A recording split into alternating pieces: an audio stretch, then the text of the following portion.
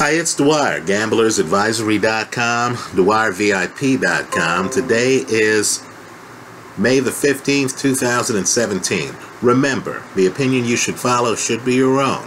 Just consider this video to be a second opinion from a complete stranger online. On HBO, there's a huge fight coming up. It has one of boxing's best pound for pound, and that's Terence Crawford. Right? Crawford's a great fighter. Vasyl Lomachenko, when asked to name his top three, named Golovkin, Kovalev, and Terence Crawford. Right? Crawford is a fighter's fighter. But in my opinion, and keep in mind, we're here trying to beat the casino.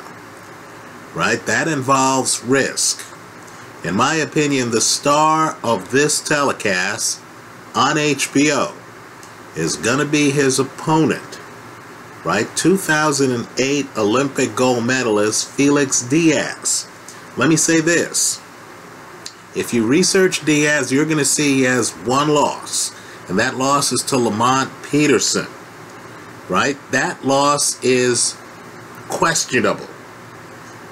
As you look at the scorecards, two of the three judges have that fight, in Peterson's pocket, so to speak, right? Peterson wins the fight by a few rounds on two of the three judges' scorecards. I'm just telling you that fight was razor close. If the judges, in my opinion, weren't blinded by the fact that Peterson was the heavy favorite, and if they scored the first two rounds of that fight more fairly, an argument can be made that the winner of that fight should have been Felix Diaz. Let me also point out, Adrian Granados looked great against Adrian Broner. You remember that fight? That was a recent fight that was a barn burner. That fight was close. Well, understand, Granados fought and lost to Felix Diaz. He got dropped in two different rounds in that fight. Now, Diaz doesn't have a lot of power. He's an accumulation puncher. He only has 8 KOs, but he's a southpaw. He's short. He's 5'5". He's very comfortable deep in the pocket. He has excellent defense. He fights tight. In other words, you're not going to notice too much out of place. He has his hands close to his body. He knows how to throw short, clean punches. If you get him with his back up against the ropes, guess what? He's comfortable. Right? He also has a heavy work rate. Now, his problem is because he can't take people out, because people feel he can't hurt them. Right? You're going to notice that on the scorecards, many of the scorecards are close. In other words, the Sammy Vasquez fight, he beat Sammy. But the Sammy Vasquez fight, close on the scorecards. Right? Diaz has had some close fights like that. But all I could say is that boxing is an expectation game. Diaz is undervalued. In my opinion, as you watch the HBO telecast this weekend, he's going to be the one who's going to exceed expectations. Now, because he doesn't have a big KO punch, I'm not sure if he beats unbeaten Terence Crawford.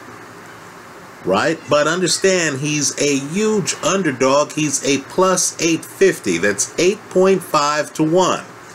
What Vegas is telling you is that if these two guys fought 9.5 times, they're claiming that Diaz would only win one of the 9.5.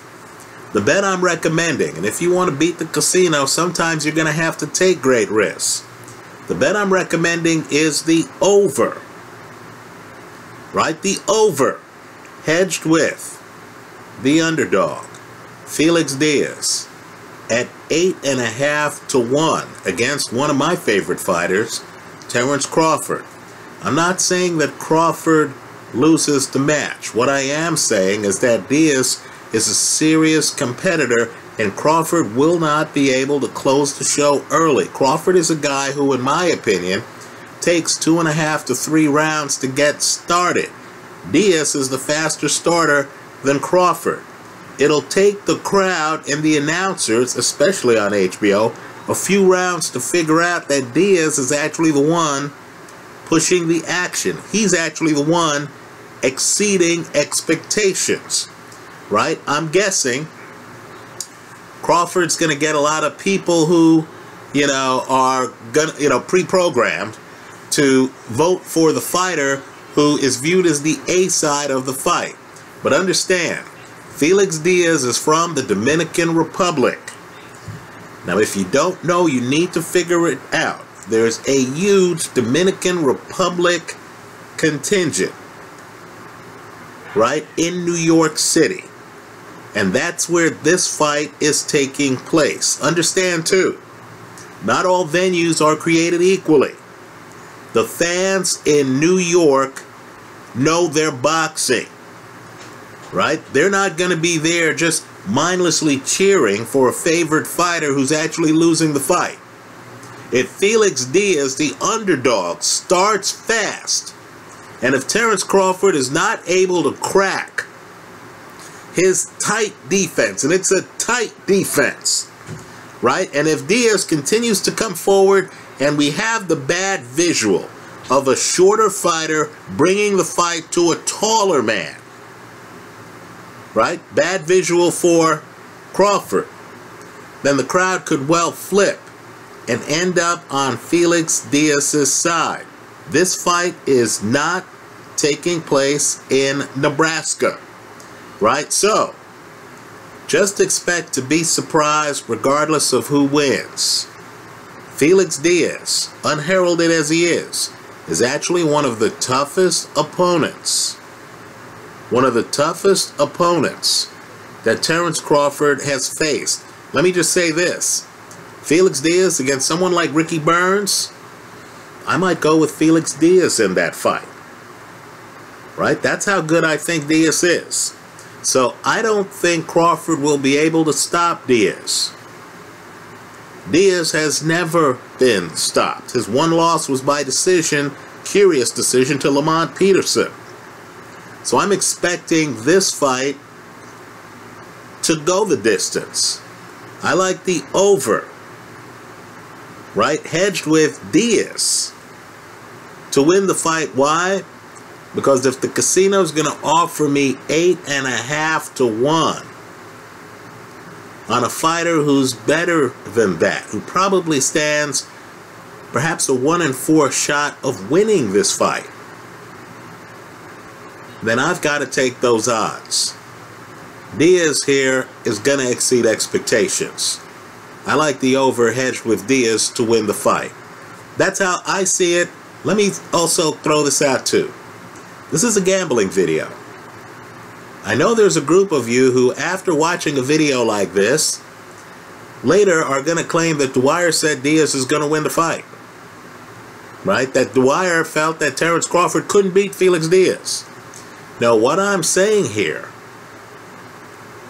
is that Diaz is mispriced. Right? What I'm saying here is that you're getting better odds here than you should. Right? Structure the play accordingly. If Diaz has a 25% shot of winning this fight, your odds should be 1-in-4, not 1-in-8.5. Right? Also, what I'm also saying is that if you take two fighters and one is somewhat better than the other and they fight 10 times, I personally believe that the guy who's not as good as his opponent is going to win some of those fights. Right? The art of betting is figuring out how many of those fights and then comparing that to the actual odds being offered. Felix Diaz is mispriced at these odds. He's a live underdog.